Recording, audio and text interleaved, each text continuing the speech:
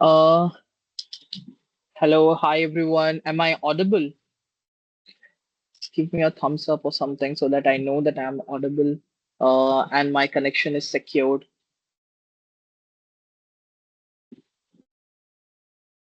Transcription. Okay, then. Uh, okay, so hello and welcome to our Expert Let's Level Up series.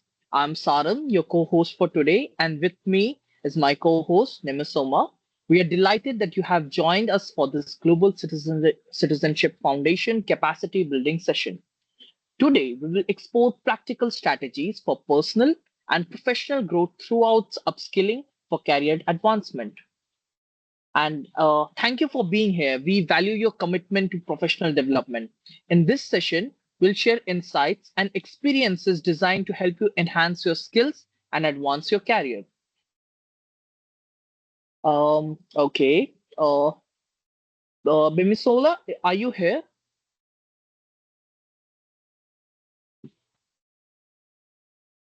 Hi, sorry. Yeah, yes, I'm here. Yeah. Okay. So, before we move on, it is my pleasure to introduce you to our expert speaker, Mr. Martinez.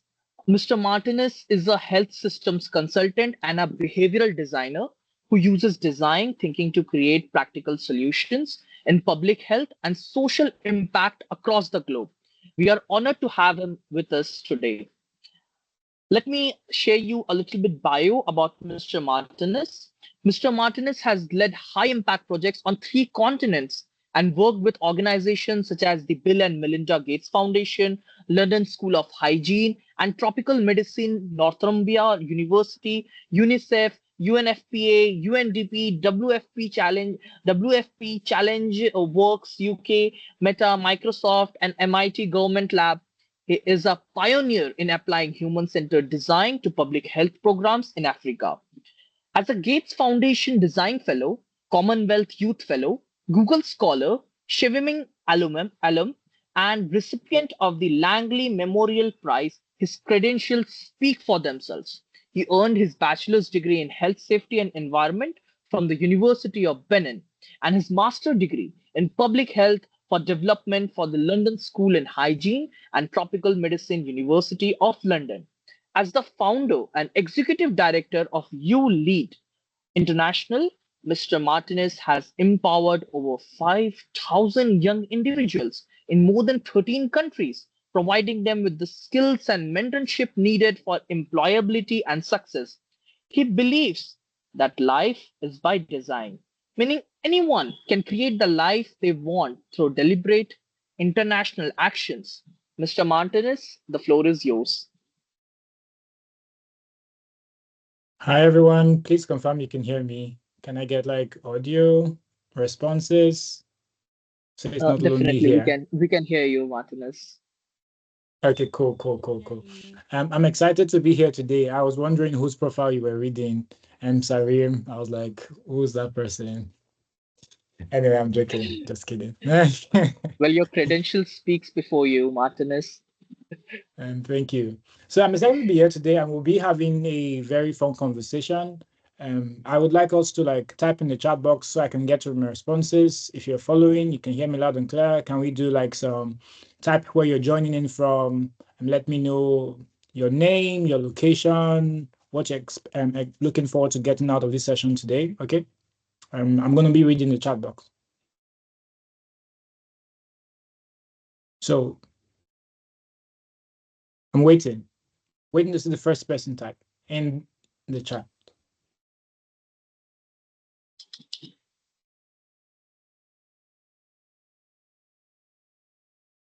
No one is typing in the chat box? Hi, John. It's great to see that you actually joined the session. Thank you so much for joining, John from New York. Excited to see you. Okay, Gbemisola, great, great, great, great, great.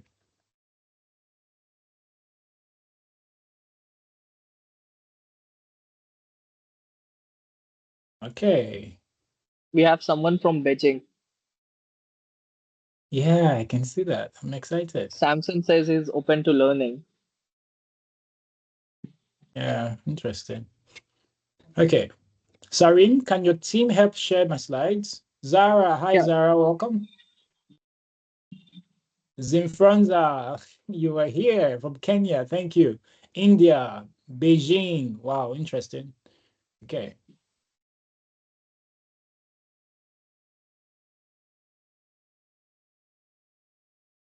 So while the slide is coming up, I just want to say this. I am still expecting more persons to type in the chat box, but while this is happening, I think the first thing I want to say here is when we describe people, we tend to like describe people as emotional. We tend to describe people as logical, irrational. We have all kinds of adjectives for people. And so sometimes in describing people, I realized that there really is no adjective that works for the description of people. Sorry, let me know once you're up. Okay, yeah, sure. cool. There really is no adjective that works for describing people because in the end, people are not necessarily logical. They're not emotional because based on context, they act differently, right? One thing that works in my work with people, because I do human-centered design and I focus a lot on people and behaviors and how all of that is messy, a very messy process. People tend to say one thing, think another, and do another, right? And so I just have a single word for describing people. Before I tell you what my single word for describing people is, can you tell me how you would describe people in the chat box? So if I say people are, what would you say? What would be your adjective for people? Would you say people are wicked, or people are good, or people are kind? Can you type in the chat box? Let's quickly do that. Thank you, John. People are unpredictable. People are complex. Fantastic. And these are very valid adjectives. Let's keep them coming. What else?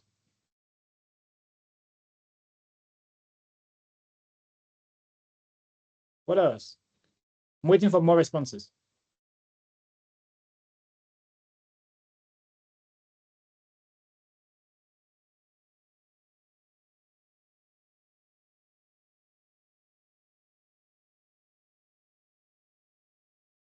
Okay.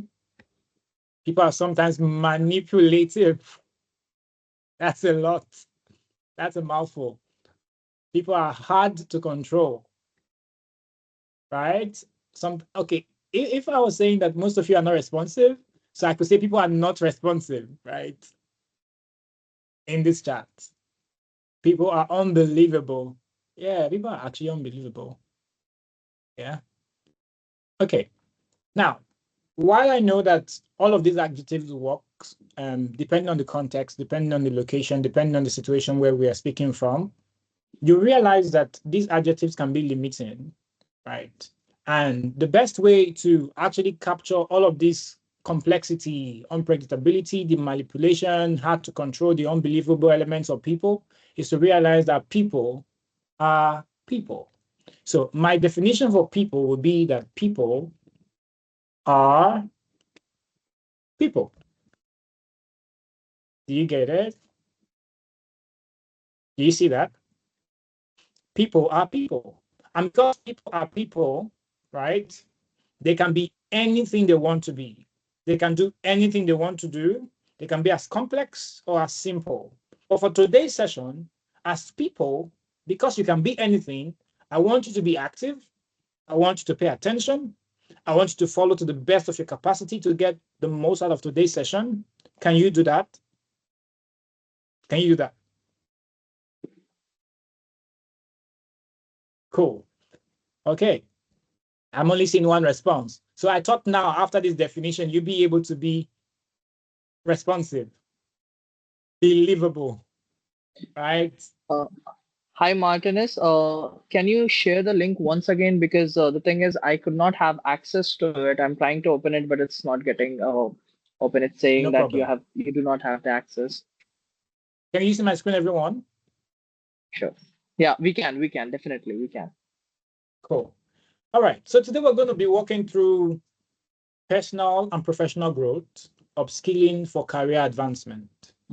Now, how did this begin for me? Literally, in 2008, I just wanted to solve problems. That's about several years ago. I realized that I come from a community in Nigeria where there's a lot of problem. I'm from Benin City, Edo State, Nigeria.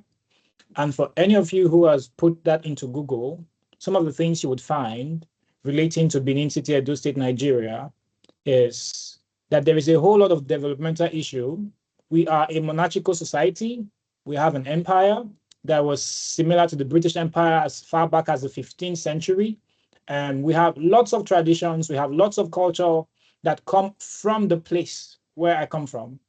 And in the region where I grew up, it was quite normal to grow up and be subject to juvenile delinquency, which means your behaviors could be very, very deviant.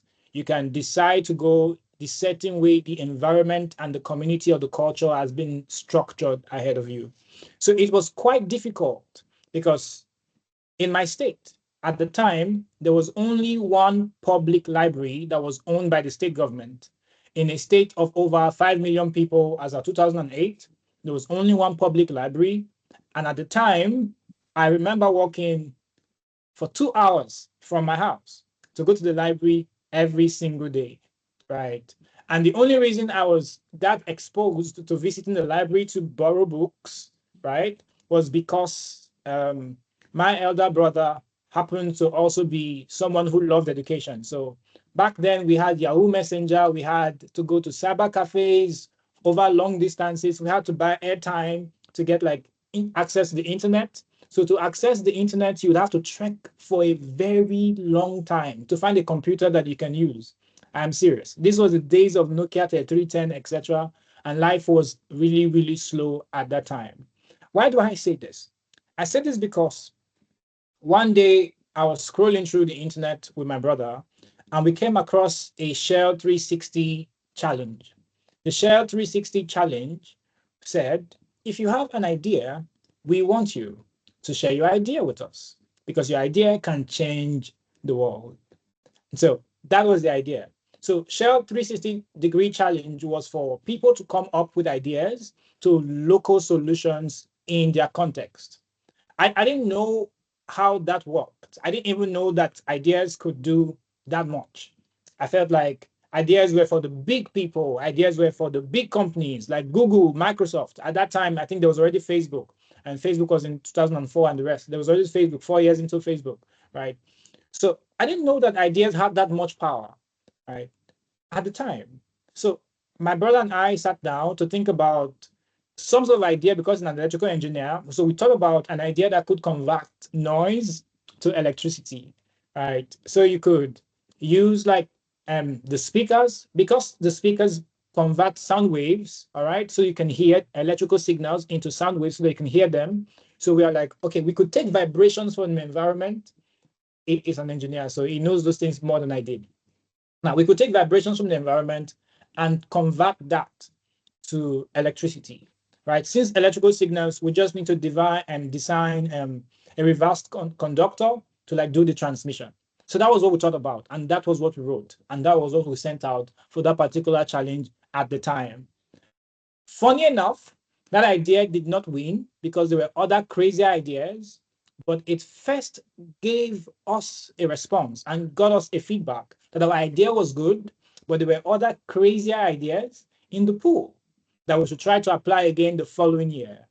That was how I realized that if we focused on solving problems, we would change the world. Now, why am I saying this? I'm saying this because this began for me with a simple idea that ideas had the power to change the world. From that day, I started finding and seeking problems that I would solve. Since that time, I've been fascinated about innovations. I've been fascinated about what problem I was going to solve. So everywhere I went with a lens of what problem would I solve. Till date, that's exactly what I still do. Today, we're going to have a section that's going to be focused on hearing a bit about my story, more about what is growth, more about how do we identify the skill, more about adaptability in the workplace, and some activities about self-assessment and personal growth. Let me get feedback in the chat box if we're still following and we're still here.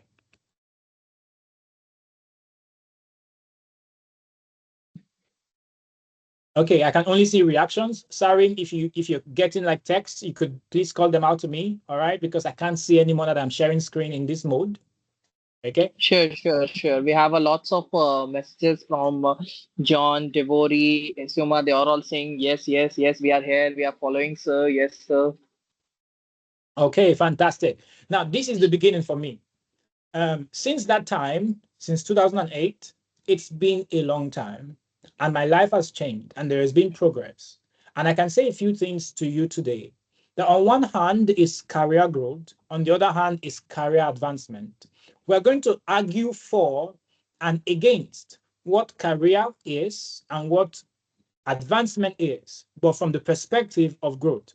I believe that career advancement is not supposed to be focused first on the type of career that you want to grow in. I also believe that career advancement is not about the paycheck that you take home. All right. I also believe that the type of career advancement is not also focused on certifications and trainings, amassing certifications, amassing trainings, getting all kinds of certifications. You have a Scrum Master certification, you have a PMP, you have the Agile certification, you have the FMVA, Financial Modeling Expert. You have all of those degrees and certifications, right? I am saying today that in as much as these things are great, we have to find a balance between what career advancement actually is and what growth is in itself. So that is my position. First, there is no single definition of what growth can be, but growth definitely means increase. It means increase. Now, I said that increase in a certain direction. So you have to reflect a bit about what I'm about to say. In 2006, I told my dad that I wanted to start tutoring my siblings. I told him that when they come back from school, I would like to like give them lectures every time and all of that. I wanted to teach them maths, teach them English, teach them sciences in the house. He would have to pay me salary every month to teach them, right? So I started teaching my siblings. So I'll teach my two younger siblings maths, English, and my dad will pay me 400 naira as at that time. 400 naira at that time was equivalent to about, say, $20 at the time. Now, at the time, that was my monthly salary. Okay. At that time, I just wanted to share my knowledge with my siblings. I did not know that that would be the beginning of my career. I was doing business with my dad. I was on salary, all right, and I was learning at the same time. So every time I was forced to read, every time I was forced to learn, so I can teach my siblings and be better. From that time, I started teaching. I began my career as a teacher. I went from there to teach in a secondary school after my SSC exams. When I was teaching in secondary school, I was focused on the young people in junior secondary school to senior secondary school who were going to write their GCSE exams or their A-level, O-level exams as you would have it in other countries. Because for Nigeria, it was West African Examination Council. It was a senior school certificate exam. Now, one thing that has been key for me is that growth in career is more about reflecting on who you become. I mostly do not talk about my teaching career anymore. I also mostly do not talk about the career part where I worked in a hospital anymore, but the person I've become as a result of the experience has shown an increase in a certain direction. The first thing I want you to learn today is that reflecting on who you become, growing in a certain direction is more important than the type of career that you are focused on. So you have a number of experiences that are scattered all over the place. It might be messy. You might have a degree in English or history, right? But you realize that you're working in a bank. You realize that you're working somewhere else. And so because you cannot reconcile, because what you studied with what you're doing, you feel like you're not growing in your career. You can't find the path, right? They tell you find a career path, but you're like, there is no path because there actually is no path. There is no career path. It is actually designed, right? It's so messy, it's not straightforward. The second thing I want you to see is it is not paycheck focused, it is person centered. It is more about you, your aptitude, your interest, your passion, right? Your skills. It's more about you. That's the other part. Now, as I moved on from being a teacher, then came the time where I started teaching people were writing WAEC exam, JAM exam. This was years on afterwards. I got into university, and the first thing I looked for in the University of Benin was, is there an opportunity to work in this school? That was the first thing I was looking for. I wanted work experience that was worthwhile. Please take note. Before I started the university, I was already doing event management. All right. I was managing events. I'll go for weddings. I'll decorate the halls. We'll do the lightings. And on some of these locations, I think I remember one occasion I went for a wedding. I decorated after setting up where the bride and the groom are going to stay. Went into the hall to set up the chandelier that was going to be above the cake. After setting up that chandelier, I fell from the ladder onto the floor. As I fell from the ladder onto the floor, it was an occupational hazard. It was crazy. Now, why do I say this? I say this because after that day, I said to myself, it's time to quit this job. I'm not doing this anymore, right? Person centered. It is focused on you. The growth of your career should be focused on you. You should know what you should do, okay, to earn and push your goals forward, not what the amount of your earning is. So my first paycheck from my first official job, I was teaching computer science and physics in a secondary school. My first paycheck was 8,000 naira. You can convert 8,000 naira to dollar in if you want. Okay. What I did with that salary was I went to the bookshop and I bought books. The salary did not get home. I bought books. And I was like, these books I bought, I hope I'll be able to glean from it. I hope I'll be able to learn from it. And the books I bought were books on psychology, books on business, right? And I was like, okay, I want to do design for businesses because I want to have ideas. So I bought books on ideas, etc. I bought Your Roadmap for Success by John Maxwell, an amazing book for those of you who need to like get it. So I bought that book. Then I also bought How to Be Your Best by Norman Vincent Peale. Now, remember I said career growth is about the person himself, not the paycheck. The amount of money was negligible. The amount of money could not pay my rent. It couldn't do anything at the time, right? So I didn't focus on the amount I was earning because I just wanted to have meaning. I was still trying to figure it out, right? I was still trying to do a lot at that time. Then comes to the part where you start to create a direction for yourself. And then you start to think about the other argument that I have for career growth of value addition. It is not how many certifications you do or how many trainings you attend. It's about the value that's added to you. If the books you would buy or the courses you would enroll for do not add any value, and if you can't find what to do with them, you don't need more. You need less, actually. If you've done so many courses in your life, you need to find out what to do with them. So this is it.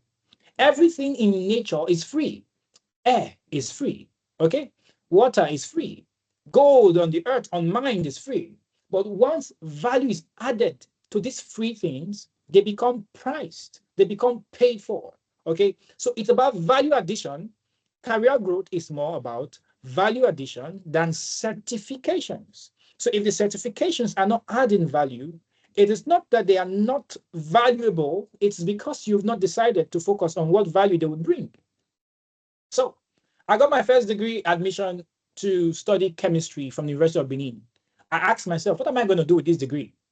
I don't think I can use this. I thought wrong. I didn't know better, right?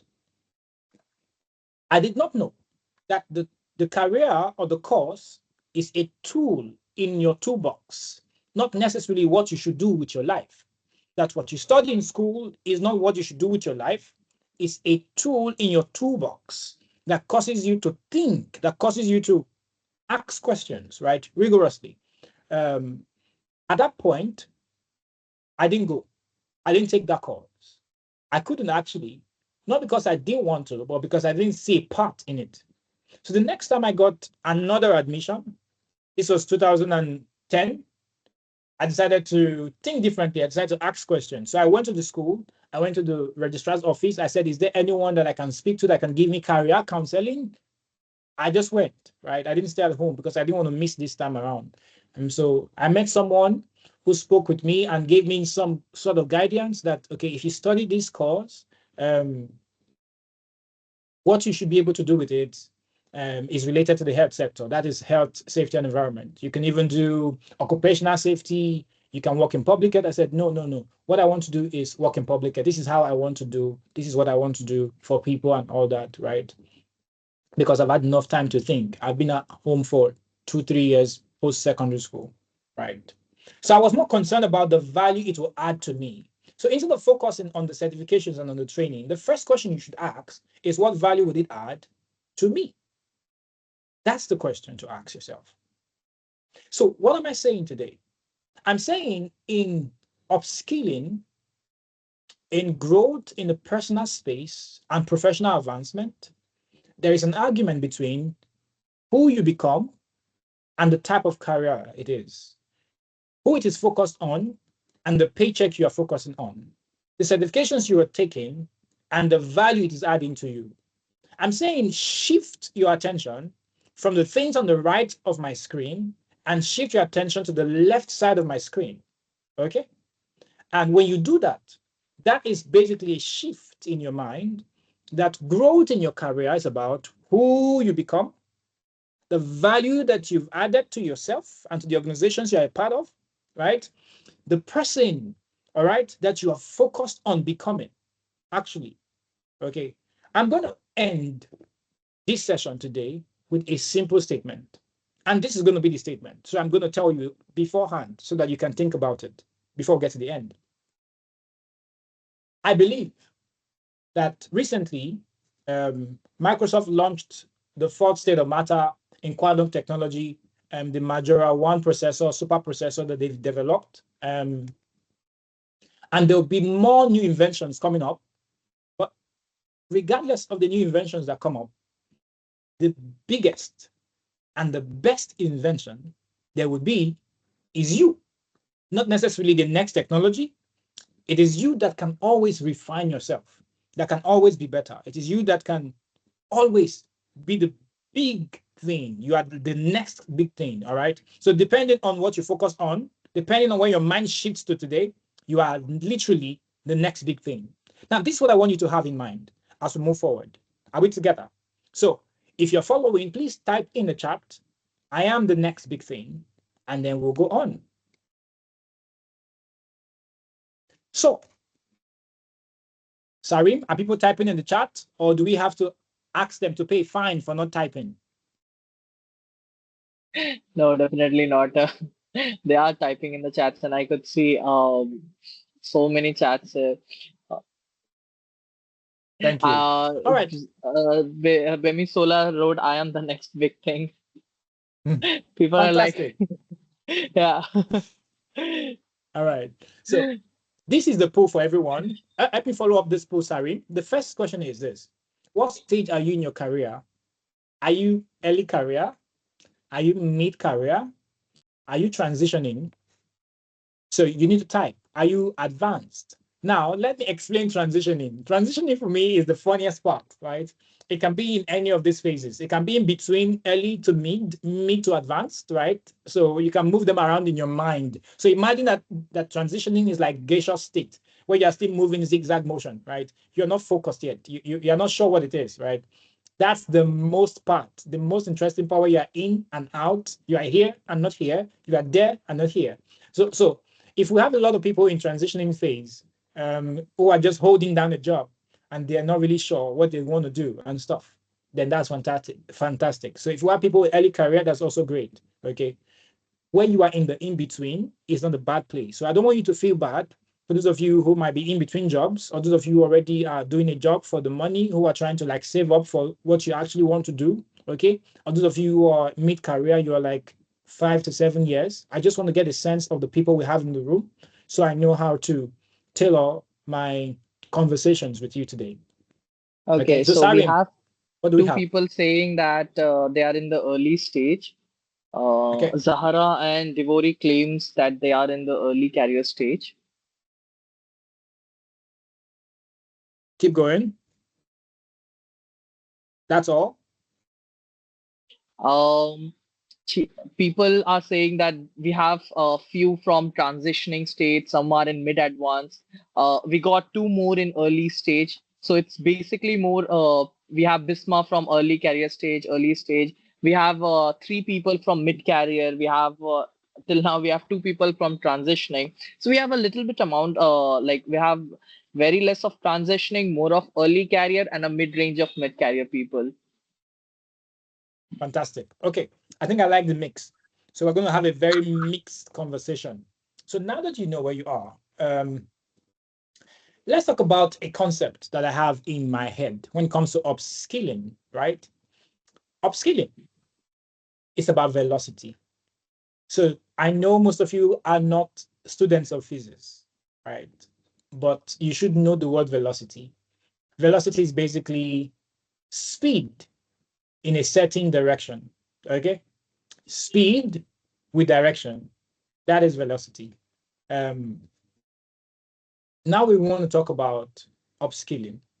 Why do we need to upskill? And why do we need velocity? The reason for this is because of the keyword at the end of the right cycle, which is reality. Okay. Reality is volatile. Reality is not social media. Reality is not LinkedIn. Reality and ideas are two separate worlds. And in between them is the person with the skill. Remember, I gave an argument at the beginning that career growth has to be, all right, focused on who you become. It has to be person centered. It has to be about value addition. Okay. These days, it's not about learning web development, AI, graphics, or whatever skill you want. It's not about upskilling or picking up more skills. All right. It's not just about learning or building out products. It's about learning fast. So there is a need for speed. It's about producing fast. It's about becoming better fast. You don't actually have time. Okay. Now, the first thing I want you to know here is the need for speed. Okay. That's the reason I said rapid solutions. Everyone who is at the transitioning phase, you don't have to stay there for a long time. Don't waste your time transitioning. Don't waste your time transitioning. Don't waste your time staying stuck in the loop. Okay. And how are you not going to do that? That's what we want to have as a conversation now. So let's take, for instance, you have ideas. So in my work, in my line of work, usually we get paid by companies to come up with ideas to increase uptake of vaccine programs. We get paid to work with people to like design programs that would increase employability, get paid to like, why is this program not working? How do we get more people employed? How do we do this? How do we do it from a perspective of people? So because we don't have so much time to do all that we want to do, we want to test the solutions really, really fast. Okay. So that is the reason I have brought in the need for speed, even into my personal life. So I came into London School of Hygiene and Tropical Medicine, and I realized that I would be in classes from 8 a.m. to 6 p.m. And from 6 p.m. to 7, we had like a compulsory Monday global health lecture series that has to happen every single day. At this point, you still be in class from Monday to Friday. You still be reading a lot of stuff at the same time. I was fast. but I needed to become faster. I was good, but I needed to become good with speed. I read, but I needed to read faster. I understood, but I needed to understand faster. Okay. I produce stuff, but I need to produce faster. So, ladies and gentlemen, Definitely. what you need to learn today, what you should go out of this session with, is the need for upskilling is something that has to come with a sense of urgency. Okay. You need to know that there is a sense of urgency for you as a person. Your ideas have been in your head for a long time.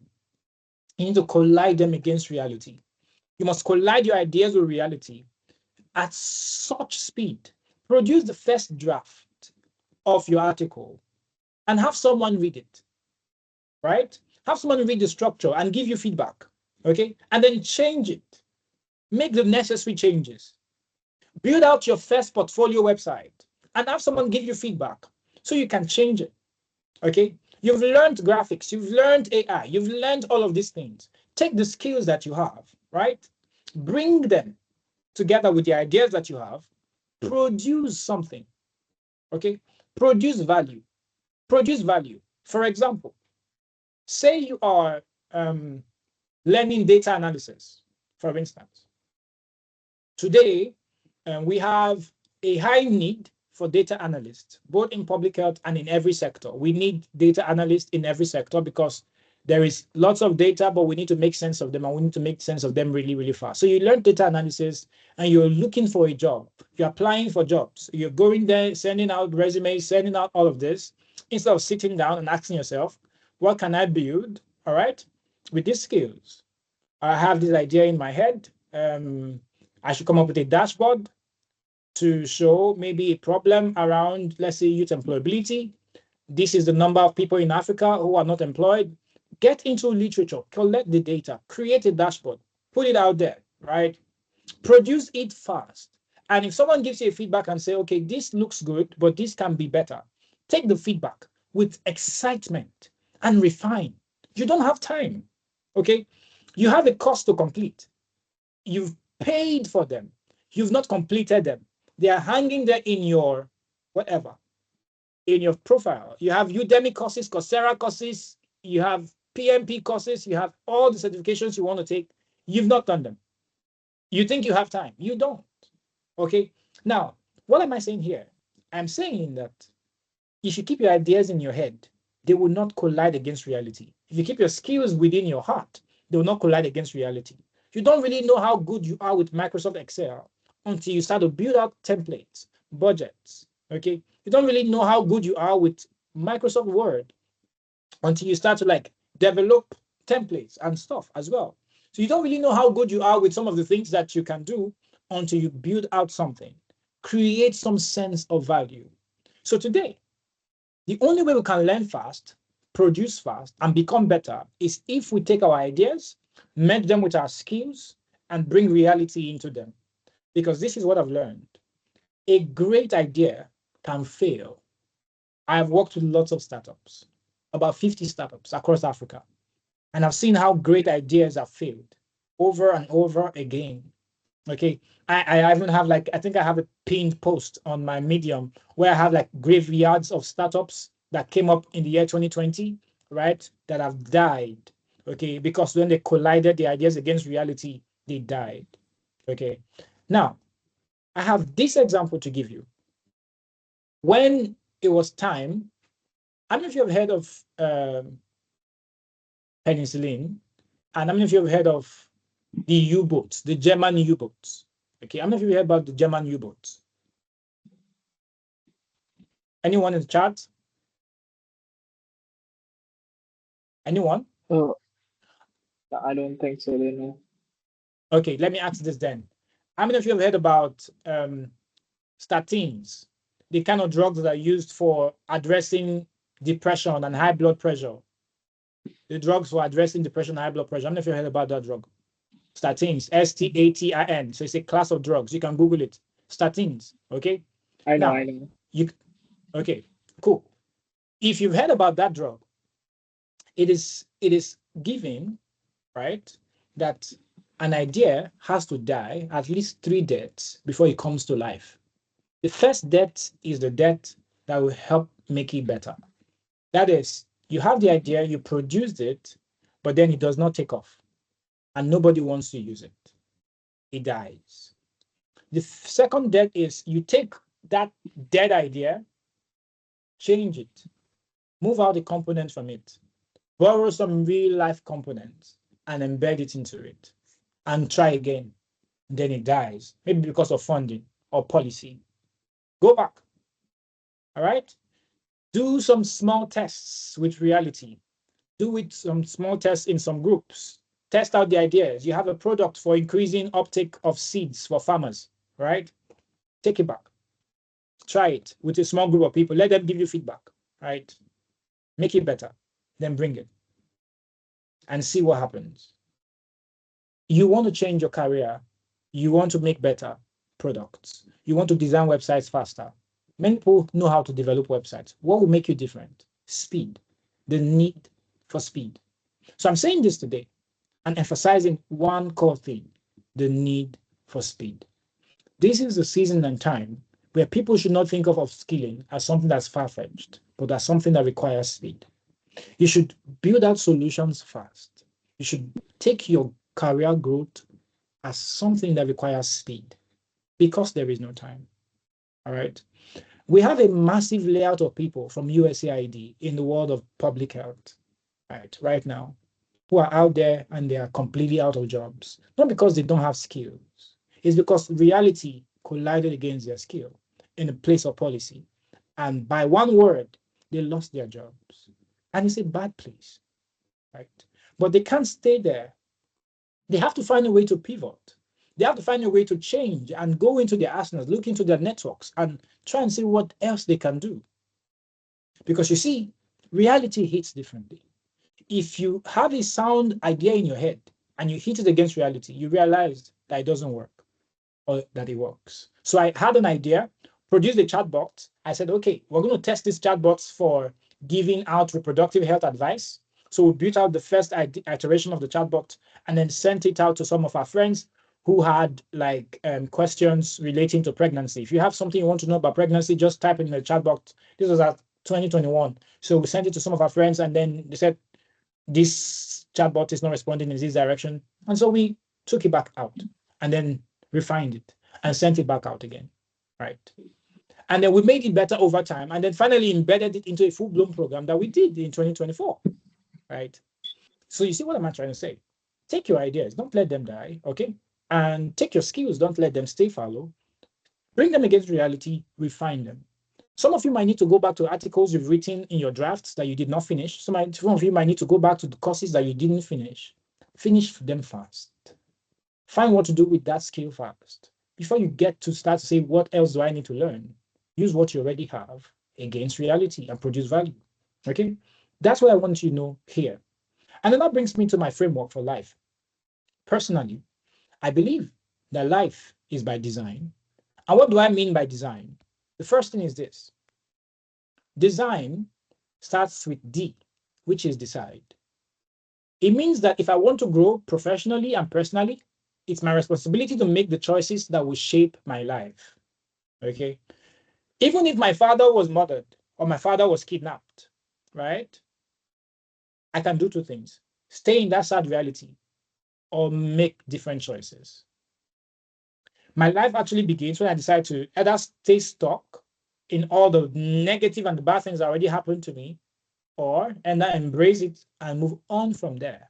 Because we all have sad stories to tell. Trust me. Okay.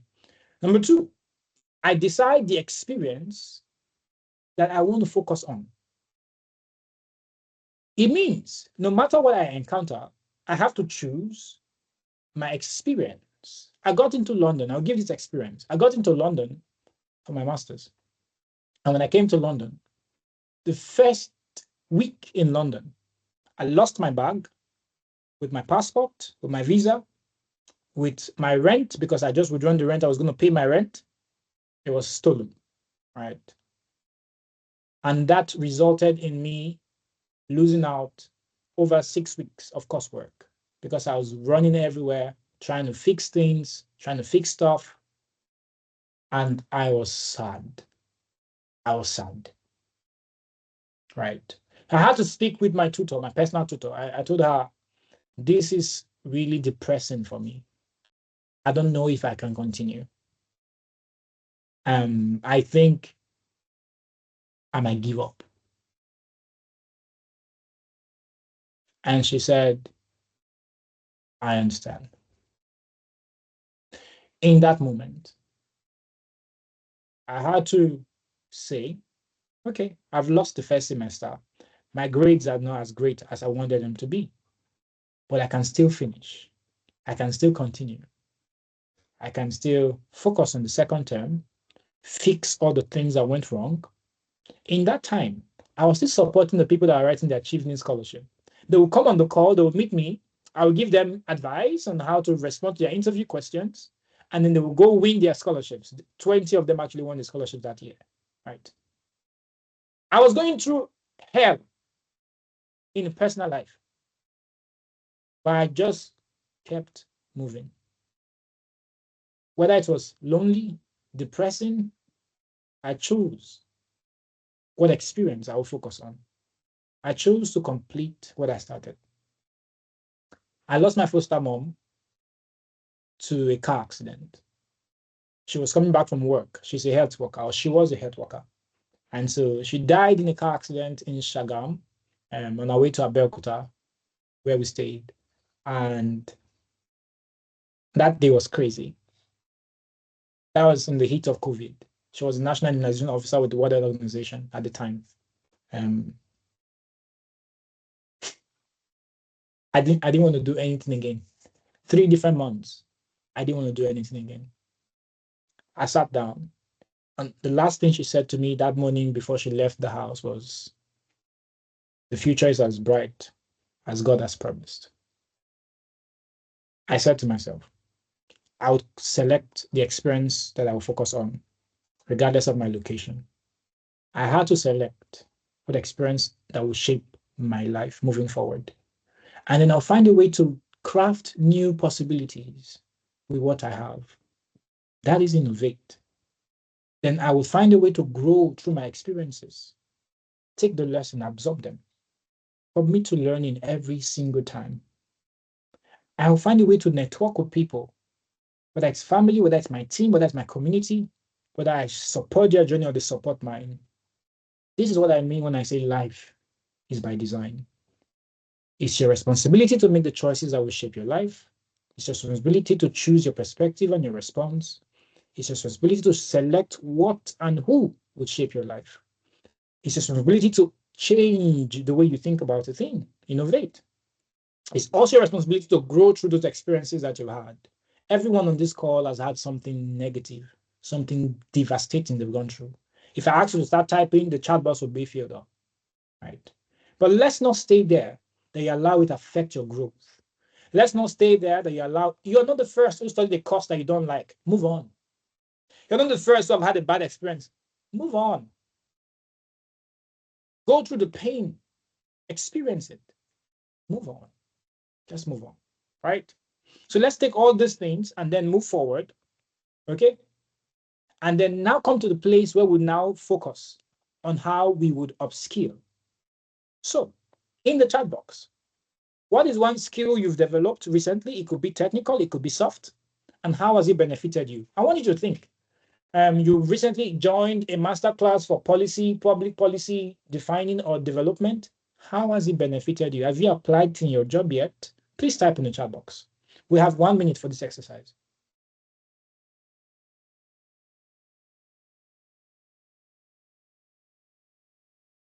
Sarim, let me know when people start typing. But I will, Varitan, I have been hearing what the experiences that you have been sharing, and it's quite astounding to hear that you have participated into 50 startups, and from the place from where you came, and then you have brought and you have reached to a level. It's completely astounding, and it's kind of a one-time experience. And yeah, thank you, like Martin. Literally, like we are so glad to have you on board. Thank you. Thank you. What other comments do we have for skill that people have learned?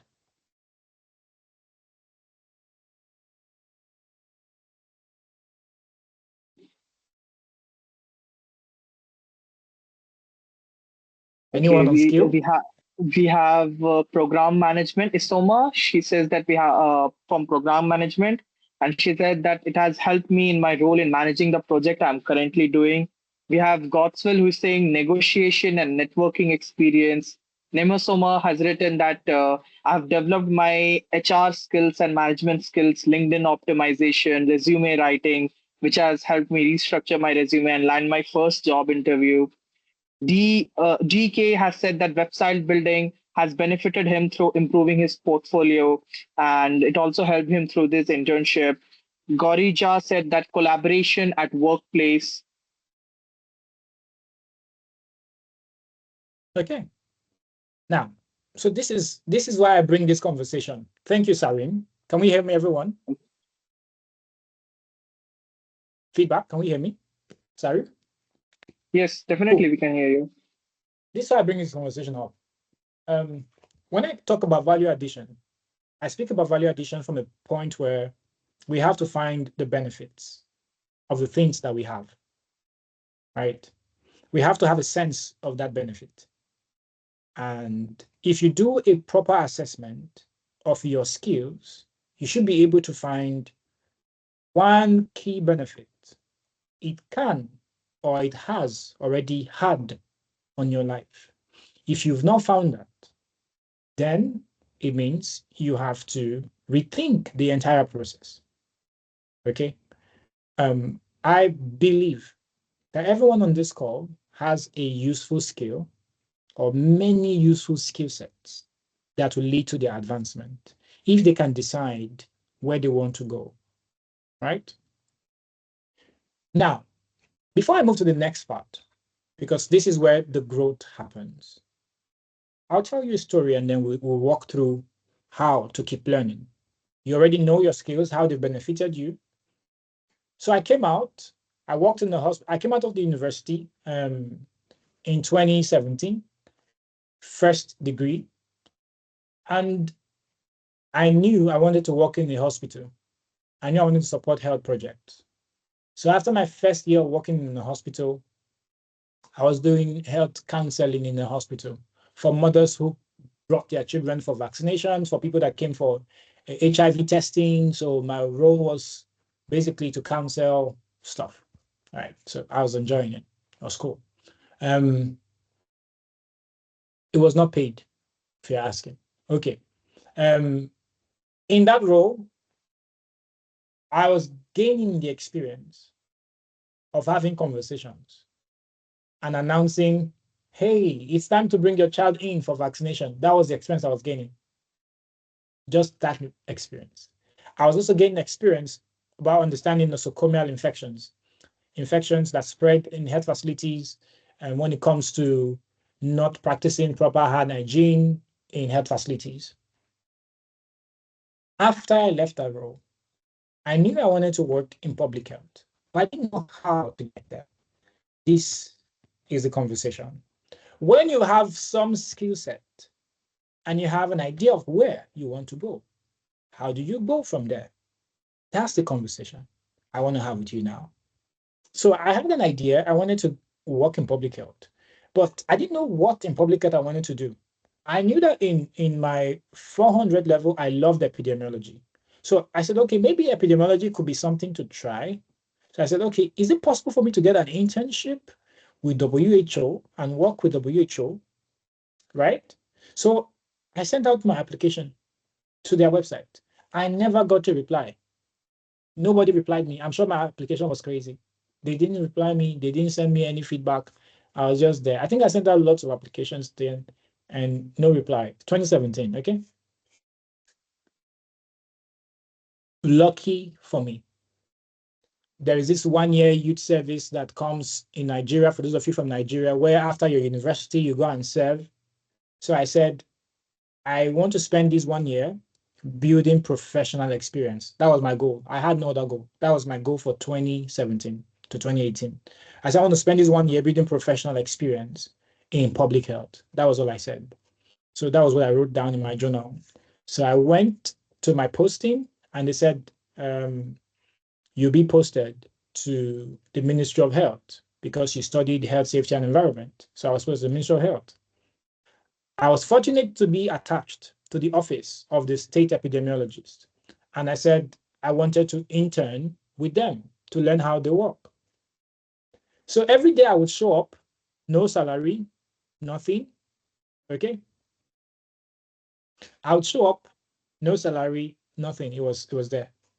And right beside the office was the World Health Organization's office. I did not know they were our major partners for Ogun State. So I was the guy in the epidemiology office who was working on slide decks, who was working on Excel, collating reports for disease surveillance. That was my role. So every day I would come to work. I would stay in the office from 9 to like 4. Half the time I'm super bored, right? Because it's a civil service job. Okay. I'm super bored. I'm crunching the number. I have no clear understanding of what I'm crunching. I'm just crunching. I'm like, okay, I don't understand this. Can you tell me how to use this? And then someone tell me how to use this. And then I'll go back and continue. I had very stupid questions I asked. So one day we had a partners meeting. In the partners meeting, I was presenting a slide deck. After the partners meeting, they said that they would like to recruit some people to do like a short 2 weeks job with the World Health Organization for an outbreak response program. And I volunteered. I was like, okay, I would like to do this. Okay. I got that volunteer opportunity and they said, we'll train you first because you don't know what to do. I took the training experience. And I started realizing after 1 year of working with them, right, that programs in healthcare were not designed properly. They were designed, like I said, they were designed from top to bottom. They were not designed from the top to the top, from the bottom to the top. Now, they were designed in such a way that it was like you were chasing people with vaccines, chasing people with breastfeeding programs, chasing people with mosquito nets, thinking you knew what was best for the people. That was the time I realized that there could be design in health programs. I did not know there could be design in health programs, that you could design for people, human centered design. So I asked my boss, is there a way that people can design these programs better? He said, we are not so sure, but maybe in the next meeting we can have the conversation. So some people had the conversation, and someone said that the Gates Foundation were doing a program about design for health, right? And they mentioned a few books and resources. I went straight home, I bought the book, right? The design of everyday things. As I read in the book, the design of everyday things to understand how design shapes our life. That was how I learned design at the beginning. That was how I got into the Gates program. That's a story for another day. There is this thing when you've learned a skill, when you've done a course, when you've gone through internship, and you think you're an expert, and you actually are not an expert. So this guy, let's say for now, because of the course of this conversation, let's say Devori has learned data analysis. She has watched a few videos on data analysis. She thinks, or he thinks, he basically knows everything now. And if he had to do it professionally, he would be great at it, right?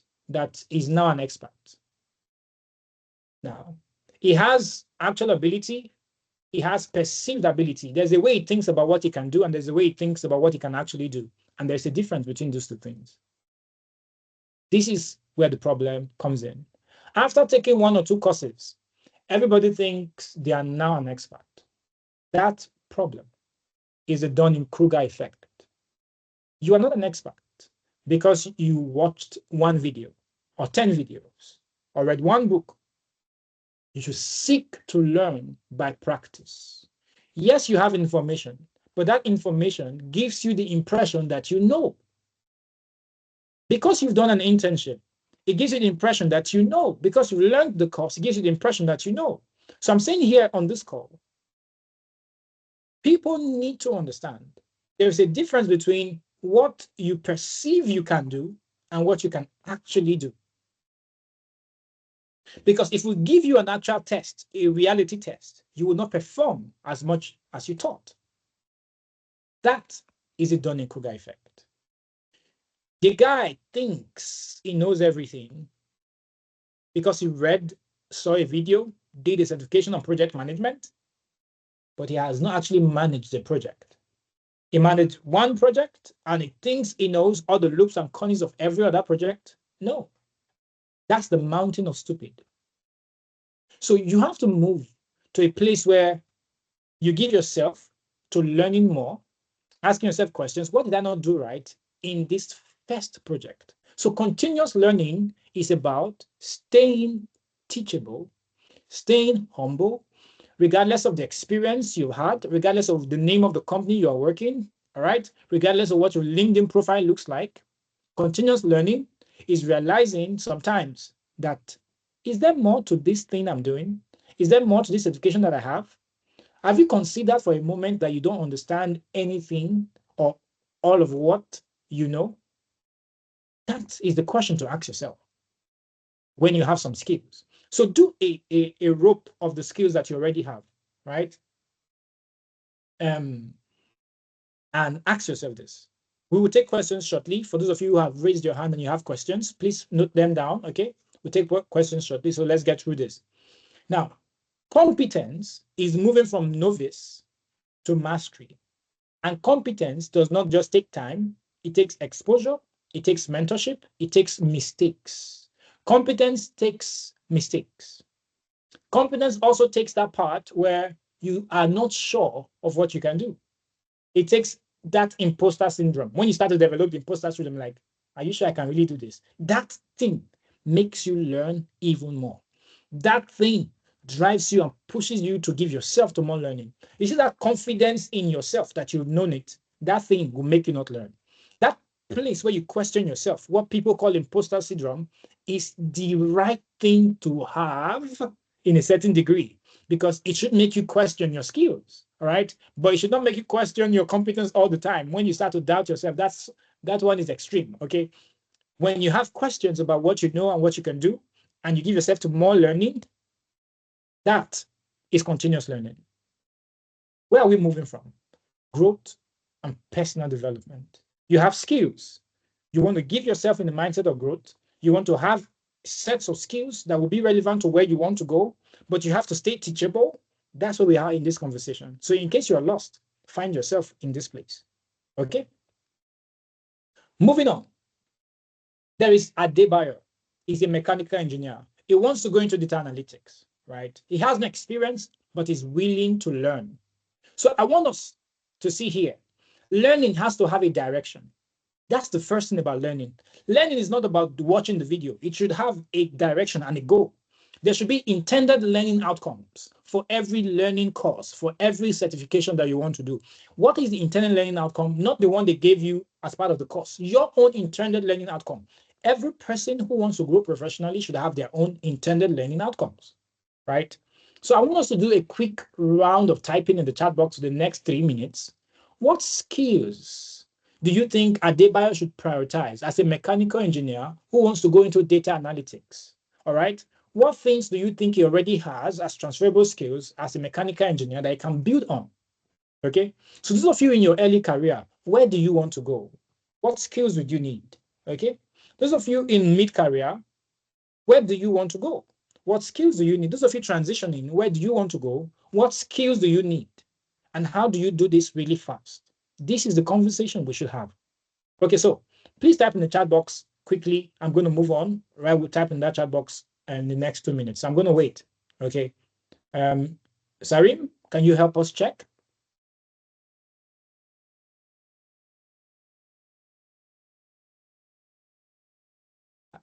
Have I been abandoned by everyone? Are we still here, guys? Yes, We are here. I'll be taking the question. Fantastic.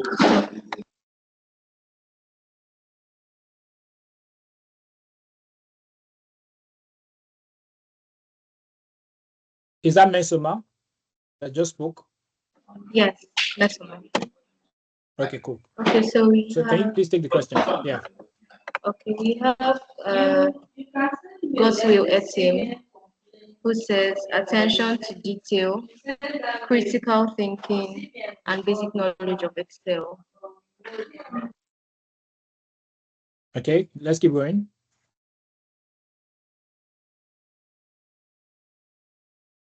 Any other one? Masama?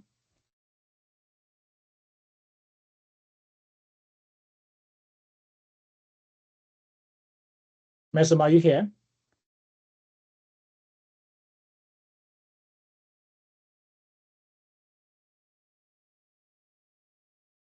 Sorry, Masama. Hi, am I audible? So sorry, I'm having a lot of network issue currently. I don't know what happened all of a sudden in my area. That's fine. Yeah. So basically, we had two chats. One is saying God's will, who's saying that attention to details, critical thinking, basic knowledge of Excel. While Ibini, on the other hand, she's saying that data analysis is quite broad and it's good to always have an accompanying knowledge of some specific area or focus. With the knowledge in mech engineering, one can start small at the basic Excel, data cleaning, collection, gathering, insights that can be connected to engineering.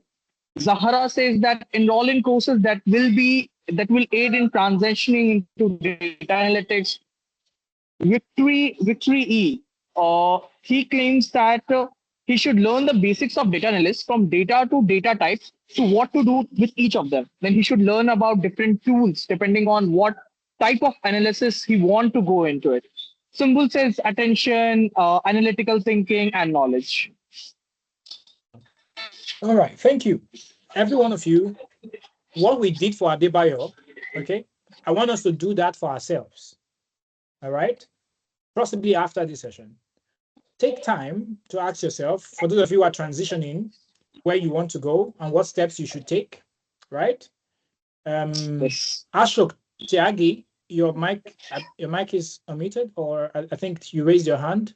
Let's quickly take that question before I move on.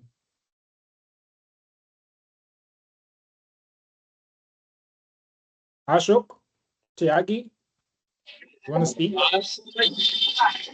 I have given you the access. So if you want to speak, you can just unmute yourself and go ahead.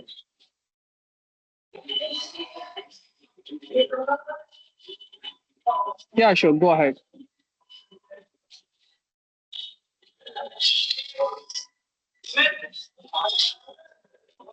Okay, I can't hear anyone.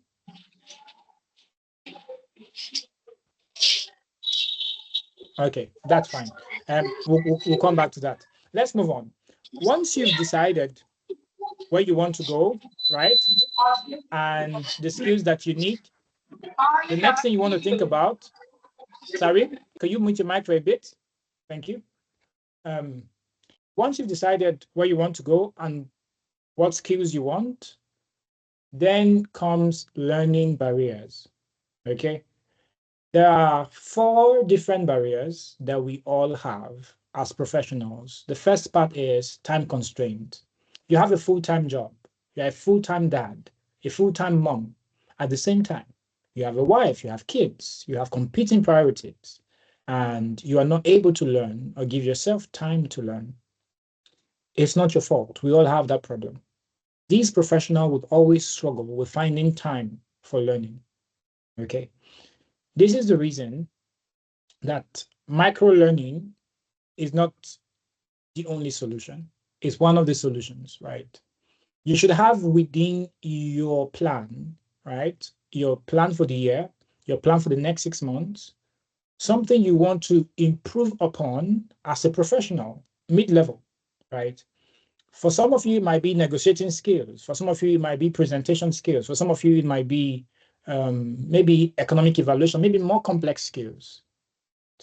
That's what you want to do. Now, there are 2 ways. There are 2 ways to learn. There is micro learning, okay, or learning in increments. There's also ultra learning. But I do not recommend ultra learning for someone who has a full-time job. I recommend ultra learning for people who are in transitions, currently out of work, who have lots of time on their hands, right? Ultra learning is basically giving yourself a complete deep dive for a 3 to 4 months period of time to learn a skill, build something with it, and push it out there, that will remove the time constraint because you have time. Okay. But someone else who doesn't have time should do micro learning, have a 6-month plan, and have a specific thing you want to learn for each quarter, each month, okay, each week. It can be to each week because you might not be able to go down to the day. All right. So allot one time in your weekend for something, maybe 30 minutes, etc. That actually helps. Okay. The other thing is financial limitation. Financial limitation is a struggle when it comes to learning, okay, for professional development. So I am a project manager, but I want to get a Prince 2 certification. I can't afford the certification because it's too expensive. So one thing I can do is to ask myself, are there free certifications I can get, right? First, start by asking if there are free ones. And then for the ones that are paid, right? Are there opportunities where I can apply for a scholarship and get them? That's number two. If those two does not exist, then you can come up with a third part, which is a payment plan. Some of you who are in companies, some of these companies have payment plans for their staff. Some of them do not have payment plans for their staff, right? You can then create a payment plan for yourself. If you earn less than $1,000, you can then have like a particular amount of money you have to save towards your learning. There should be a part of your money that you should save for learning.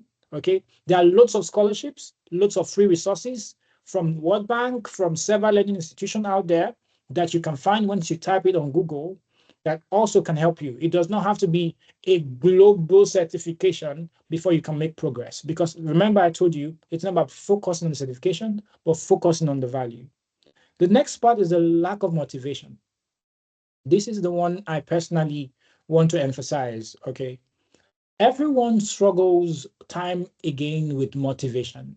There are many times you're not motivated to do anything, okay? You start out the year on a high note. January, everybody has new goals they want to achieve. February, they still have some energy left. March, they're tired. July, the goal is out the window, right? One thing I've learned is accountability partners work for motivation. That's one. So you can have accountability partners.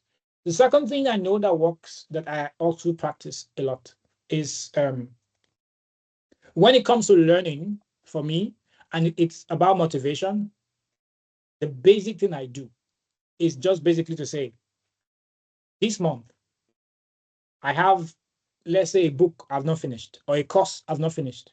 I go to the things I have not finished and I focus on finishing them in increments. So I can say, okay, I'm going to finish this module this month because I've not had time to go back to it, right?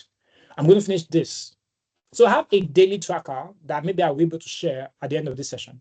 I have a daily tracker where I have everything I do every day. There are constant habits that I practice in my learning, and there are constant things that are part of my learning schedule, right? It's always there. I transfer it to my journal because I move around with my hard paper journal. I'm a pen and paper kind of guy, right? So that's how I do it. You should not take more than you can chew. I think one professional goal per quarter is sensible because you have other goals. You have financial goals, you have fitness goals, spiritual goals, whatever goals you have. Okay.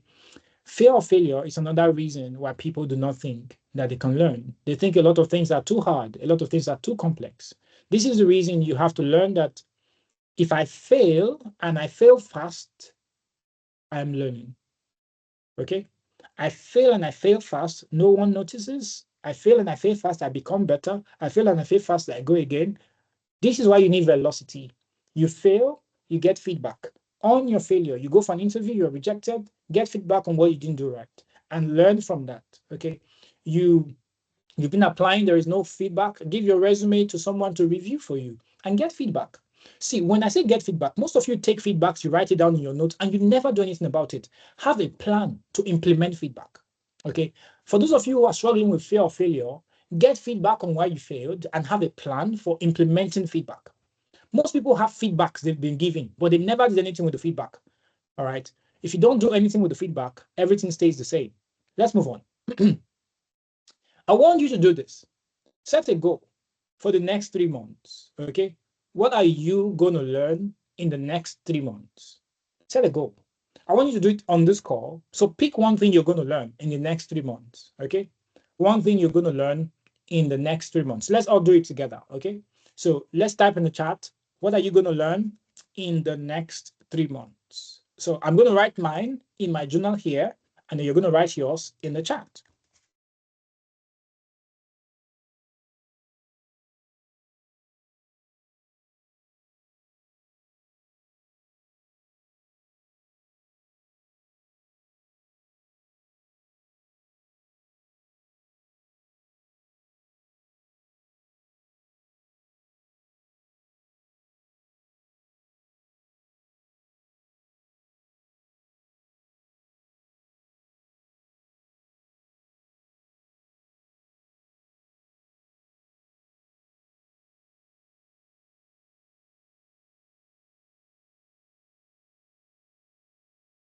Sarim, do we have responses in the chat?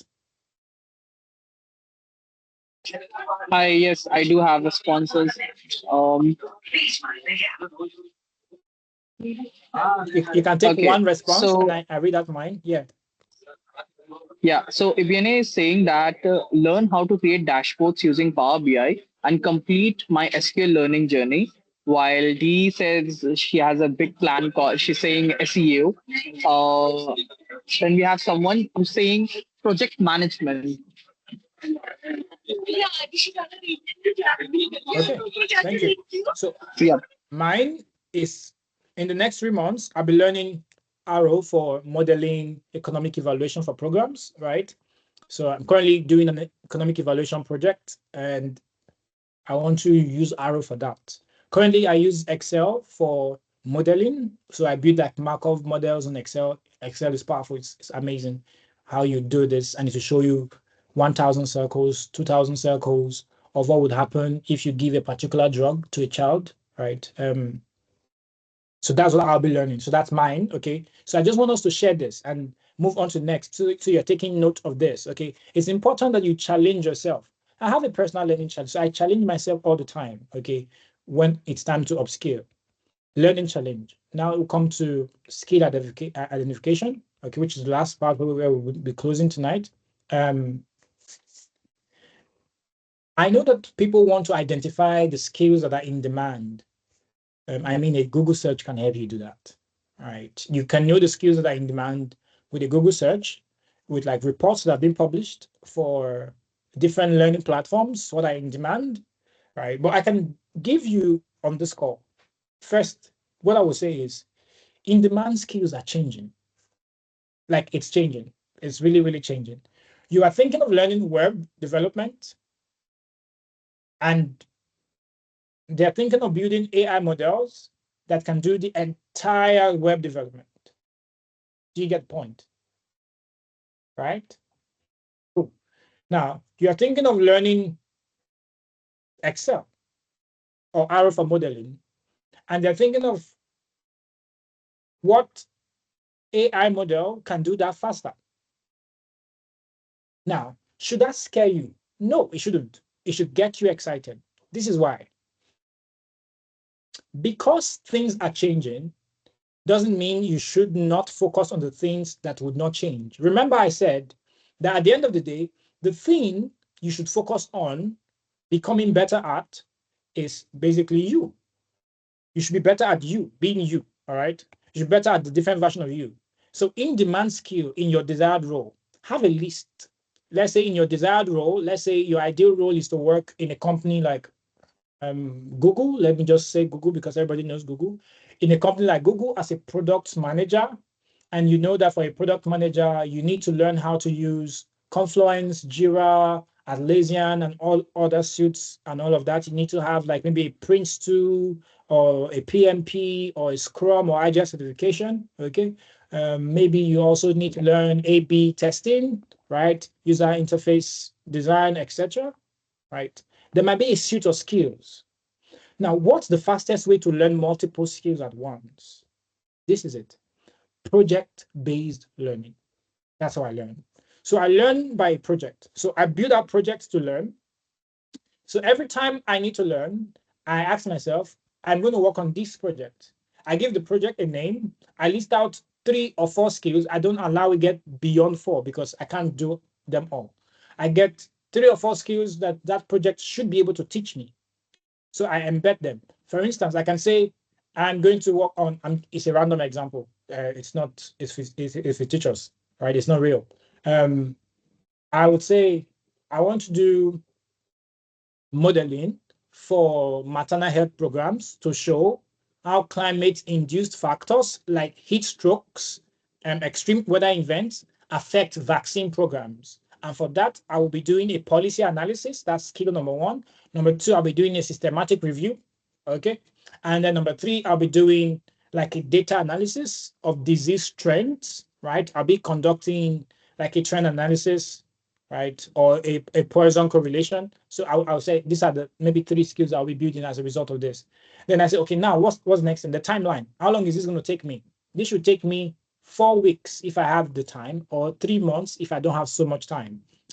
So if I don't have so much time because of competing priorities, I stretch it out to like 3 months. If I have a lot of time, maybe I'm transitioning, I have no current engagement, I make it like 3 weeks, intense project, right? So as I'm learning, I'm building. So I learned, for example, how to conduct, just telling you how to conduct systematic reviews, then I conduct one, right? It doesn't make sense. I give it to a friend to review it. I find someone who can review it. I seek mentorship and feedback from professionals to give me real-time feedback. And I go, this doesn't look good. This doesn't look good. I take the feedback, I go back, I try to refine it. Then you see all the points I'm trying to make. So you don't learn in silo. You don't go pushing forward a certification. You're doing a program. You have no project to apply to, no real life scenario, no reality to collide against. You will not learn. You'll not learn like that. Okay. So please let's refine how we learn. Okay. And then let's also focus on the skills that would make us better at our jobs or the next role we're trying to transit into. This is for professionals, all walks of life. All right. So I'm not trying to be biased and focus on health. So that's why I'm trying to like say all kinds of stuff at the same time. Okay. The next part is, I think we can skip this. We already went through that. Let's now talk about skill gap analysis. For skill gap analysis, you go on LinkedIn, you go on Indeed, you go on several of those job websites, and then you find out the roles that you want to work in. And then you check the job description. And then you see desirable, you see essential. So usually essential skills should be where you focus on when you look at the job description. Desirable means if you have it, it's a plus. Essentials means they must be had for you to be shortlisted for interviews. So you look at your own skill set and you're like, okay, do I have the skills that are essential for this role? And if the answer is a no, do not try because they've told you tailor your resume, tailor your resume. Don't go and tailor your resume into skill sets you don't have. Okay? Tailoring your resume does not automatically impart skills to you. Tailoring your resume is rewrite what you have, reframe what you already have and what you can do, right? Maybe it is not reflecting now. Make sure it reflects. That's what tailoring is. Okay. Don't go tailoring your resume into things that you can't do and what you don't have. All right. Now you compare your current skills with what is required, and then you go about learning those skills. Maybe in side projects, find people who are doing projects that you can volunteer in if you don't have all the time, and volunteer maybe your skill or ask them that, is it possible to learn when I'm doing this? The worst thing they can say to you is a no. This is how you learn project-based learning while also conducting skill gap analysis. Okay, this is important. Now, this is the most interesting part for me, adaptability. When I get into I think everywhere I've worked, it's been a fast-paced thing. Remember, I told you at the end of the day, you need to learn faster, understand faster, produce faster, and become better. Now, adaptability requires that you are able to fit into how the system and the structure works when it comes to the workplace, and you are actually fitting in and standing out at the same time. This is where it gets tricky. All organizations are intense. Every company has a lot of things that they are doing. They have time demands, they have daily meetings, they have stand-up meetings, they have loads of emails that have to be sent. And if you are bad at managing the time or your time, you will burn out. You'll be stressed. You'll be depressed. You will say, there is so much I have to do. It's not like anyone else has 24 hours. You're just bad at using yours. You're bad at using yours, right? You are staying too long on an Excel sheet. You're staying too long preparing a deck. You're taking so much time to type out an email. You have not learned to adapt and become faster. So my brother moved from Nigeria to Ireland, right, to work as a power engineer somewhere in Ireland. And the first 3 months when he moved, our first conversation was on his need to adapt. His need to adapt. We had conversations. The first thing I said to him is, this place where you're working now is different because he's worked in a lot of Nigerian companies. He has 15 years of work experience, so he's been working for a long time. Now, I said to him, let's draw out a plan. I do a lot of stuff for my brothers. He's older and stuff, but he's great at what he does. So we draw out a plan for all the soft skills that he needed to learn. I also needed to learn because then I was doing my master's. Okay. So I had my own plan in the sheet. He had his own plan. And so we had feedback sessions every month. So he had a test at his workplace where he would demonstrate what he has been learning. And I'd suffered my first term blow when I came into London. So I had to be checking in with him that, okay, I've been able to cover this part of my module. I've been able to cover this part. Now I'm thinking of my project and I'm thinking of what project I'm going to focus on. It took me 3 months to think about my project topic for my thesis, right? 3 whole months. I didn't want to take the projects from the list of projects they sent. I wanted something that'll be relevant to Africa, that'll be relevant to the job I've been doing before and my future career. I wanted something relevant against reality, right? Adaptability required that my brother learned, and I also learned really fast. Adaptability required that, like I said, we were not saying, oh, let's learn how to prompt AI. Please take note.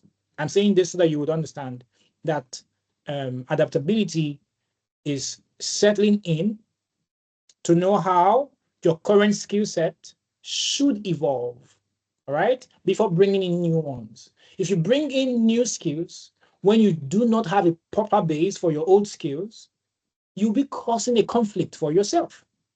I'm saying this because that's what a lot of people do. And so they compound confusion for themselves. They have so much. They look at their resumes and they know they can do so much, but they look at their results. They don't have so much. Ladies and gentlemen, it's about value. It's about result. It's about the skills that can solve problems. It's not about what you know or what you have in your certifications.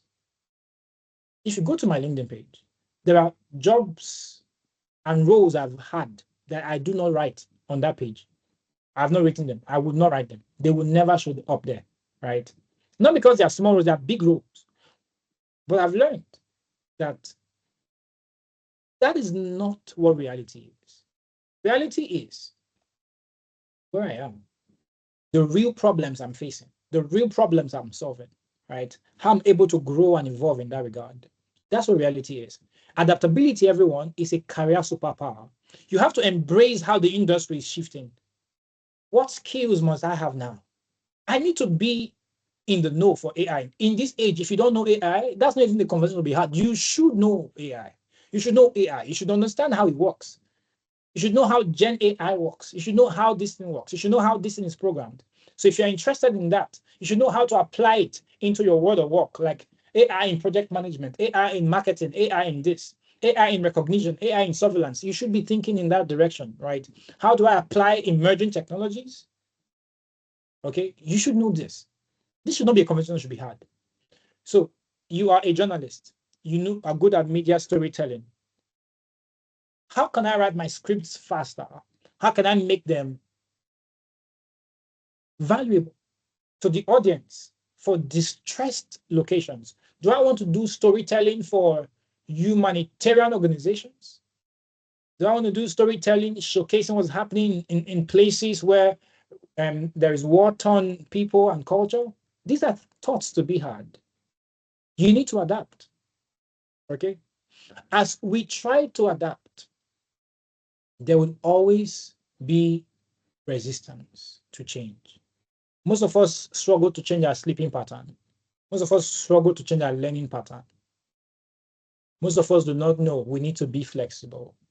As I wrap up, be flexible. This is what you need to learn. When it comes to flexibility, it means being open to change. Change readiness score is to what degree am I flexible to change or resistant to change? If your industry was shifting towards automation, how would you prepare? How would you support your coworkers to adapt? How would you seek help and support from people? What challenges would you adapt?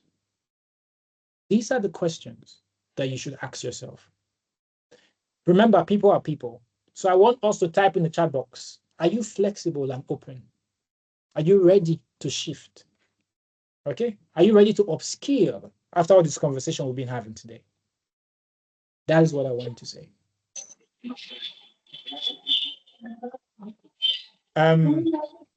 As we close. Um, we have people saying yes, yes, yes, I am. And okay, am I audible? Yes, I can hear you. Go on. Yeah. So this is the end of session, right? We are wrapping up now. Yep. Um, like the amount of response that I'm receiving is Yep. overwhelming. Hopeful is saying absolutely. D is saying yes, I am. Godwill, yes. Samson, yes. And uh, I have been hearing, though I'm so sorry for the inconvenience. Though I faced a little bit of internet problem, but I have heard the whole lecture and it was like so much overwhelming. And when you said that you have to be good at what you are doing, it really hit me. Thank you. Thank you. So, Okay. yes. So, Sarim, what I will be doing with you after this session is I'll be sending you, I'll ask my team to send you an Excel sheet for the people who joined Okay. today's session so they can track Uh-huh. their goals and track what they want to learn, do basic career mapping Okay. activities because time will not allow us get Sure. into that. I wish I had more time to share. I had lots of slides. Sorry, maybe may be able to share these slides with you guys after this session, right? Sure, Like you sure. see, all of this Um, thing is there. Yeah. Martins, if you could give us some time, maybe we could ask them questions.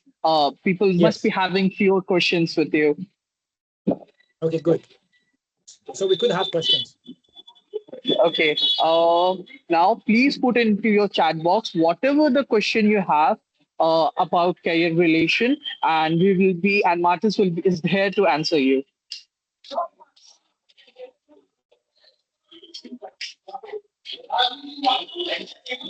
I think they have lots of questions. It's taking time for them to type it down. So we have a hand that's raised. I think there is God's will. Maybe he can speak while the other people are typing, I guess. Sure. Um,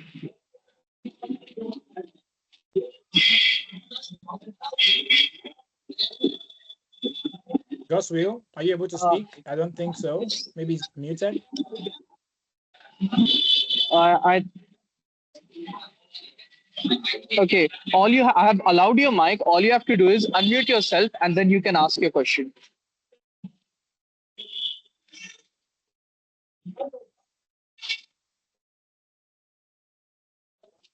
Hello, Martins. Hi, Yeah. God's will. Hi, God's will. Um, Thank you very much for the powerful presentation. My question is regards to I took a particular course which is on data analytics, but purely the course on theoretical was on theoretical basis. So I was more inspired where you made mention that you learn by project learning, whereby every course or every activity that you will be doing is more or less like project based. You do the project through the project, you learn out of the project. So my question is regards to doing that theoretical data analytics course, how can I do the project based regards to the data analytics? If you have any idea to help me out. Okay, fantastic. I think the easiest thing to do first, have you completed the training? Yes, I have done. I have finished it. Great. So you need to go back to the curriculum, highlight what 3 or 4 skills within that program are, right? And then you need to take that particular project and that particular course and turn it to a project. You need to be able to say, um, for these data analysis skills that I learned, I'm able to analyze XYZ with Excel or maybe Power BI. Maybe I should maybe build a dashboard of a problem that affects maybe women and children in local communities, or find one thing you can also do. I think this is even easy. You can just go straight to ChatGPT and be like, I want to develop a project for maybe women and girls that will allow me build data analytics skills using Excel, Power BI, and this. Create a project. You could do that. That's one. Number two, you could go on um, Google. There is Kaggle for those of you who do lots of data, and Kaggle. So Kaggle has like lots of data sets, lots of data challenges that you can look at for those of you who are doing web development, right? Front end masters has like lots of data, lots of web challenges that you can also take out and build, right? So they'll give you like a project and be like, okay, build this. So you can also get on Reddit. For those of you who are on Reddit, you can just type Excel projects or data analysis projects or project management projects that you could try, right? So there are a number of ways to go about that. So for you, Goswill, create a project for yourself. If you have time, it can be 3 months. You can have people you're doing it with. It can be just for you, right? But you should be focusing on what skills you intend to learn and develop. I hope that makes sense.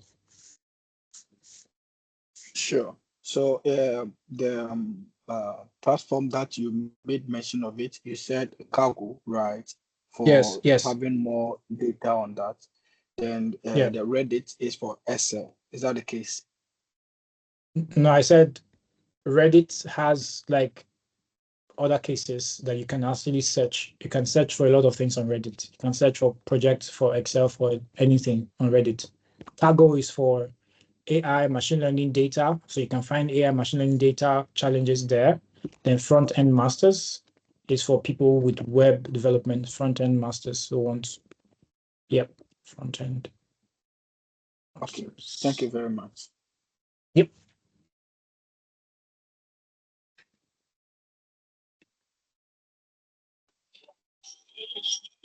Thank you, Bismillah. EBN, Okay. I think EBN can speak. Yeah, Ibn, please go ahead. And I have given you the access, so you can just unmute yourself and start speaking. Go ahead. Okay, so hi everybody. Am I audible? I can hear you. Okay. So my question is, what advice will you give to somebody that is at a career crossroads, right? Um, let's say this hypothetical, or I don't know if I'm pronouncing it well, anyways. So let's say is this person actually studied like a science course, right? And something that's like very, very technical, like physics related, right? It's like technical. And just like I don't know how to explain it, maybe like in between it's not engineering per se, but like something somewhat related to engineering, right? And then I know you're in Nigerian, so you relate to this, right? And then this person is like yet to go for their service, right? And at the same time, they are now currently doing something that's like business related, right? Like maybe management, something like that. And they're enjoying it, right? But at the same time, this person still wants to do something related to their field of study for their NYC. And I don't know, like there's this crossroads, right? And well, the thing is, technically, this person is kind of like, should I say, this person is not inefficient per se, but this person is not professionally equipped for this business field, right? Because most for especially for business roles, right, many people ask for certifications, or like they ask for certifications, or maybe like degrees in like related fields, in business related fields, right? So I don't know what advice will you give to this person that's just like at this career crossroads, because maybe, yeah, sometimes it can feel like they can maybe neither move forward, but then there's like two things that they want at the same time, but then they don't just know how to like go ahead, uh how to go ahead, basically. Hi, that person needs to drink water first before I answer. That person needs to breathe. That person needs to calm down. Okay. First, I'm not even joking. The person actually needs to calm down, right? And that's the first thing. I try to take a couple of notes with what you said. First is you've not done. Sorry, not you. The person. The person has not done NYC. The person is not professionally equipped for business and analytics or management, etc. The person is Nigerian. The person has a physics background. The person likes physics, but it's not sure. Now, in a case like that, the person needs a lot of self-reflection, right? That's what the person needs. It's not a one session thing or a one sentence thing. The person should reflect. This job I am doing now, that should be the beginning of the person's reflection. Is there growth here for me, right? Is this about what I like or what is valuable? Not everybody likes business management. Not everybody is sure of what they also like, right? But I'd never say follow what you're passionate about, because you can't know what you're passionate about until you're exposed to it, right? I say experiment. Now, because this person cannot just start to experiment, this person already has an idea of what physics is like, but business management can be learned either by programs or on the job. But physics has already been learned in school, right? So the person should take time to reflect and say, okay, is there growth for me in physics? Are there physics related jobs? Do I want to do a PhD, right? Do I want to go into AI, web, or do I want to get more technical roles like maybe technical analytics, DevOps, because I have a technical background? Do I want something that focuses more on people, right? These are the kind of questions the person should ask. So that's what the person should start with, okay? So that's what I would say first. Self-reflection first. Maybe if you are part of Sarim's team, I don't know, right? There should be there should be like a way for you to send an email to the team where they can follow up with maybe some sort of career assessment session for you, right? Sarim, do you have something like that? Yes, we do have. Great. So I think that person should follow up with Sarim for career assessment, right? Because the person needs to have a sit down, like 2 sessions or 3 sessions. Okay. Please, person should drink water. Any other questions before we close, Sarim? Okay, so we have a question from Godswill who is asking, how do you prioritize skills between two skills you need to learn that are both required for the career path as you wish to follow? How do you get to know which to learn first? It's simple. That's relatively simple. Prioritizing, they are both required, but one is foundational. One has to be foundational and one has to be advanced. So you have to be able to tell what is foundational and what is advanced, right? Um, it could be that they are both foundational. If they are maybe soft skills that are foundational, it could be that they are both advanced. So which one would help me learn this one better? Would it be okay if I learn HTML, for instance, and CSS at the same time? Or should I learn JavaScript and then React at the same time? Which one would increase my knowledge of the other, right? Then that's number two. Number three is how much time would it take me to learn this? And how much time would it take me to learn this? Is this one shorter in time estimation compared to the other? So these are like ways to prioritize. does this relate to the time I have now? Okay. Then the last part of prioritization for me would be, which one do I need to use immediately? That's the next thing the person should be asking. Okay. Sarim, I'll stop here. Thank you. Okay, I think that's the end of the session. And thank you, Martinez. Thank you, Mr. Martinez, for your insightful presentation. Um, so before we conclude, I'd like to say everyone, please stay connected by joining our LinkedIn community and visiting our webpage. Your continued engagement helps us drive positive change in our workplaces and communities. We hope you find this session both informative and inspiring because I found it, and the way Martinez has answered each and every questions and the way he has explained has cleared much of my doubts and has cleared much of our doubts actually. And thank you, Martinez. Thank you once again from the bottom of the heart. It was a really interactive session. Thank you for having me. Like I said, guys, before I go, remember the next big thing is you, not the new technologies. It's always going to be you. Please remember that. Bye, Definitely, everyone. definitely. We will. We will. Thank you so much. Bye. Bye.